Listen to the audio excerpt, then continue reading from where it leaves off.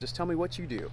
Okay, first name is Tom, Tom. Last name is Van Overbeek, two words, small V-A-N, and then capital O-V-E-R-B-E-E-K. So you want to know what I do now? Yeah. Yeah, I'm a retired technology executive. I escaped the Bay Area about 15 years ago, and I'm very pleased to be living in Chico. Reminds me of the town I grew up in, Modesto, in the Central Valley. And So I own some rental property and I own a gym, Oh, wait, what gym do you own? whole body fitness. Oh, yeah, I think I've heard of that. Yeah, Yeah. yeah. So tell me, why did you want to run for city council? I've been asked that before. I think I can make this a better place to live. Chico has some issues, and in my mind, they are all solvable if we have people in office who are want to build consensus and find common ground as opposed to focus on what we disagree on. Yeah, and let's see. Let's get a little bit of the questions here. Yeah, so tell a little bit about the voters. Three things they should know about you. Well, the first is I love Chico. And the second is I have an enormous amount of experience in dealing with complex organizations, budgets, and thirdly, I think I can make a difference. And so tell me a little bit about your background. Why would you be a fit for city council? Well, I spent 30 years of my life as a technology executive, and so those are very difficult businesses because things are changing very quickly, and there are lots of organizational issues and financial issues, and so you get those are very fast-moving, difficult companies to manage. And I was, senior executive in a couple of different companies, and so I have a lot of experience. You can tell by the color of my hair, I have a lot of experience in dealing with hard issues, and we have some hard issues in Chico. Yeah, what were the companies you were heads of? The last one was ShoreTel, which is an IP-PBX company, so the phone systems that sit in local businesses. The one before that was called WaveTrace. WaveTrace was a wireless broadband access business. I ran a company called Shoreline Imaging, which did document image processing, so the induction records for the Army and went through our systems. And there was another one, but that covers it. Yeah, and I'd love to talk about, you're seeing on your Facebook, you have support from police, local fire. How are you able to build a relationship with some of the local emergency services here in Chico? Yeah, it happened by accident. I was standing in front of City Hall one day, and it was a warm day, and there were two bicycle policemen, and I'm kind of a bike geek, and so I was checking out their bicycles, and I said, "You guys, those are terrible bikes." And they said, "Yeah, you're telling me."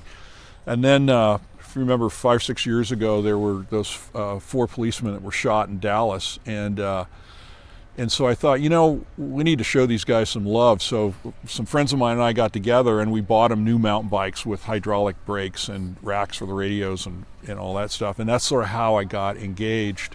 I know most of the senior people at the police department. I'm on the Chiefs Advisory Committee. Do ride-alongs, so I'm pretty familiar. We have a great police department. We just don't have enough of them.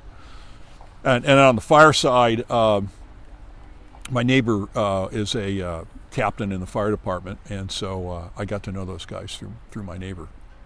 Awesome. Well, yeah, tell me a little bit about what you think of Chico police staffing, and basically what you would do in the city council essentially to support better staffing and also better community engagement with the police in Chico. So community engagement's a big issue. These guys are heroes. They risk their lives every day for us, and they're not telling their story very well, in my opinion. So right now in Chico, we have 1 officer per 1,000 population. The median for cities our size is 1.7, so we only have 60% as many policemen as is the median for a town our size. And that means all they can do is respond to 9/11 calls. They don't have the ability to do very much proactively. So I think we need at least another 20 police officers. But in order for that to happen, Measure H, the sales tax, needs to pass. So tell me a little bit about that. I mean, it's tough to hire nowadays in a lot of industries, including police. I've done stories where police obviously want more staff, but Yeah. it's tough to hire them. Tell me a little bit more about that. Well, so since this George Floyd thing, when was that? 3 years ago, 4 years ago, 3 years ago, there's been all this negative press about the police, and these guys are, they're young guys your age, and they're human beings, and they respond to that. So it's difficult to recruit because of the environment. And we can't change the environment, although the environment is changing now, be more positive for policing, because we're realizing that if you don't have police, then you have a breakdown in society. But what the police departments can do, I think there's three things they can do. They can look at their cultures internally, and I think the culture in the Chico Police Department is very good. They can look at compensation, and because ultimately, we're losing officers because they're getting hired away by neighboring agencies. They're paying hiring bonuses. And the third thing they can do, though, is back to one of your original questions. They need to do a better job of telling their story. One of our officers, Todd Lefkowitz, he's about a 140-pound guy, and he saved at risk to his own life, kept a 200-pound woman from jumping off a bridge where she would have died, and that was a pretty heroic thing for him to do. And there are a lot of those stories, but those guys, they need to tell them. And so tell me a little bit about, obviously it's all connected, right? You have the police, you have the homeless issue, Yeah. you have, Butte County public health, behavioral health. It's Right. kind of all related. Right. I've done a million stories on homelessness in Chico in just a Yeah. couple months. So tell me, what's your take on the homeless situation in Chico? How do we improve it? And how do we get people off the streets and make sure it's safe for everyone, while also making sure people have housing? Right. So we have to understand that people camping in our public spaces is a disaster for the city, and it's a disaster for them. Homeless people living in tents die at 5 times the rate of the general population, right? So it's not compassionate to let people sleep in a tent. So what's happening right now is, under the terms of the settlement agreement with the judge, the city is enforcing its no camping rules and moving people into shelters. So we have the pallet shelter, which was built, currently has 50 of the 177 little pallet sheds vacant. There are 50 or so beds at Tourist Shelter. Jesus Center is bringing on another 80 beds.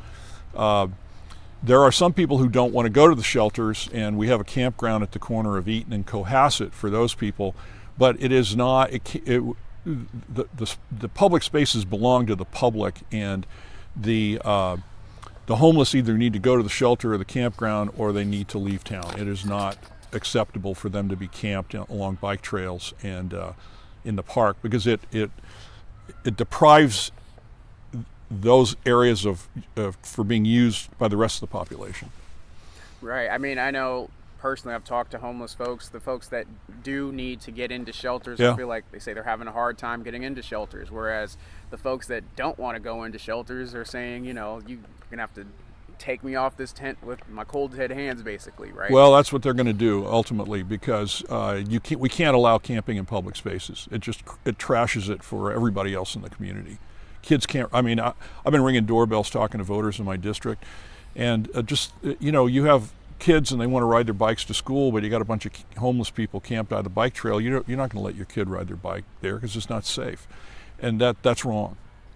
And let's talk about the outer parts of Chico, there are rural areas of Chico. There's been fights about annexation. There's been issues with drought, water. What emergency services can come out to more of the outer areas of Chico. What is one thing that you want to accomplish with rural areas of Chico and make sure they're heard? Well, I think so. Annexations are happening typically with islands. There's an island of the county surrounded by the city, and so it makes sense that they're annexed. But I think the main thing is that we have joint services agreements between CAL FIRE and Chico Fire Department, which we do, and between the Sheriff's Office and the Police Department, so that there are cooperative arrangements when situations arise that they're mutually supportive. And I think we do a pretty good job of that. Yeah, and also, rural communities facing drought, especially agriculture, is a big part of the Chico community. What's one way you want to support agriculture and a way that you want to help reduce the drought? Obviously, you can't make it rain from the sky, and neither of us can, but what's one thing you can do to help the issue of drought and to help agriculture in Chico? Well, so agriculture is the core to Chico's economy. It contributes, I think the number is $750 million to the GDP of Butte County. So it's a critical component of our economy. There's not a lot the city can do. Right now, half the water released from dams is for environmental reasons, 40% is for ag, and 10% is for urban, which is lawns and drinking water and flushing toilets and that sort of thing. So I think one thing we can do is, and this is a state thing, it's not a city, the city council can't influence this, we can look at the amount of water we're using for those three purposes, and something's going to have to give. But what we can't do is let orchards, 20-year-old orchards die because it costs a fortune to replant them and bring them back. The second thing is, 10 years ago we passed a bond issue in California to build more water storage, and we still have not built. The Sites Dam has been talked about for 30 years. We need to have more water storage. The last major water storage project was Overbeek Dam, and that was completed more than 50 years ago, and we have twice as many people here, so that's just wrong. So the one last thing before you have a chance to discuss anything you want to, also the university, what is something you want to bring to the young folks of Chico, especially those that might be politically engaged and want to be more a part of the civic process? Well, the university is an island, really an island in Chico. And I don't know, other than making the downtown, which is right next to the university, making the downtown a more interesting and safer place for university students, the city council really has no jurisdiction over the university. Even the police department, the university has its own police department. But enrollment is down to 12,000 this year. COVID is probably part of it. It was 18,000 in 2018. But a lot of it, I have to believe, had to do with parents coming to town with their kids and seeing homeless people camped in the city plaza and saying, I don't want to send my Susie to school here. And is there anything you would like to add or discuss? I think we've covered it. Let me look at this. You asked, there was something about